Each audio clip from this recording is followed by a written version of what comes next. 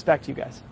Thank you so much, Edward. Edward Lawrence at the White House. Joining us now, former Assistant Secretary of State for Presidents Reagan and Bush 41, Robert Charles, and Foundation for Defense of Democracy's founder and president, Cliff May. Great to see both of you gentlemen. Robert, to you first. The backdrop here and what forced Putin into this meeting is Russia's economy reeling, contracting, oil revenue tumbling, the budget deficit there the largest in at least 30 years, double-digit interest rates and inflation, potato prices this year hitting a record high, and the debt that Putin ran up to fight this war is hidden on bank balance sheets with bad loans, and the second largest bank in Russia, VTB, its core lending operation collapsed right before he agreed to this meeting. Is that where we squeeze and you turn the screws to force peace in the region? Well, peace will only come when both parties, encouraged by the United States, makes peace the option that's most valuable to both. But the bottom line is Trump knows how to use economic leverage. He's a great negotiator. He did it on the micro level. He's doing it on the macro level. Three very basic points here. One, there are background demeanor forces that are clearly pushing this in the direction of an agreement.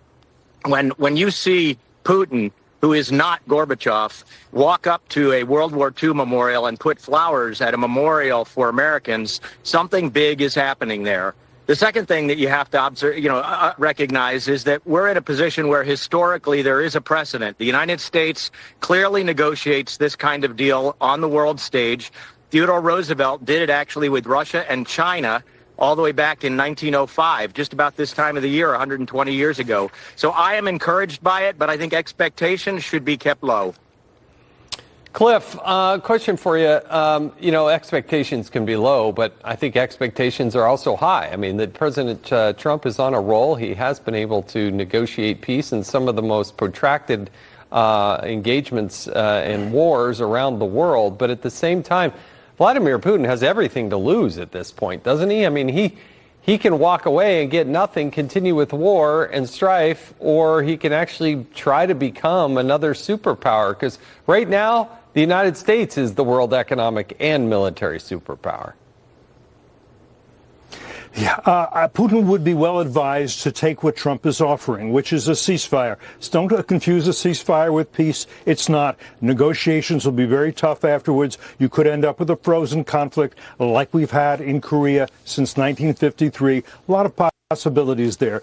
But Putin probably knows, first of all, how bad his economy is. Megan's absolutely right about that. He also knows that he's getting hit with his military targets from very advanced drones. He would be wise, and he also knows the threat that Trump has the cards here if he's willing to play them. And if he walks away and says not even a ceasefire, then I think Trump plays those cards.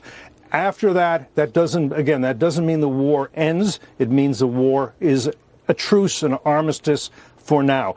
Putin would be wise to take that. Notice Trump has not humiliated him. He put a red carpet down under his feet. He also put a B-2 bomber above his head. The B-2 is what hit Fordo in Iran not that long ago. He's saying to him, I can put real pressure on you. Let's come out of this shaking hands with a ceasefire. It's what Zelensky has said he'll give me. It's what you told me many times you'd give me. It's now or never, guy. I think that's what's going on.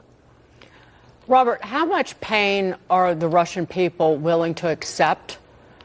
They're a tough people, live through communism, but there are 1 million estimated casualties, Russian casualties because of this war. But now it's economic pain and financial hardship. No, you're absolutely right. That is really the question within the question. Negotiations are always a product in these kinds of situations between, what is the background noise? What is the background pressure? And just like Vietnam ended because too many pine boxes came home and all the denials didn't make any sense if your neighbor was losing their child, that's exactly what's happening in Russia today. And I think that the economic leverage is sort of the stone, if you will, at the end of the balance scale that tips it. I will will tell you, I'm running for governor in the state of Maine, and right now everything boils down to negotiation. At the end of the day, you've got to be able to talk to people, bring them to the table. Trump is bringing people to the table.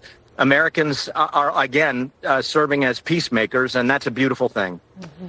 Robert Charles, Cliff May, thank you so much for joining us tonight. We really do appreciate it. Thank you. It's a monumental thing that we're watching in real time. Moving to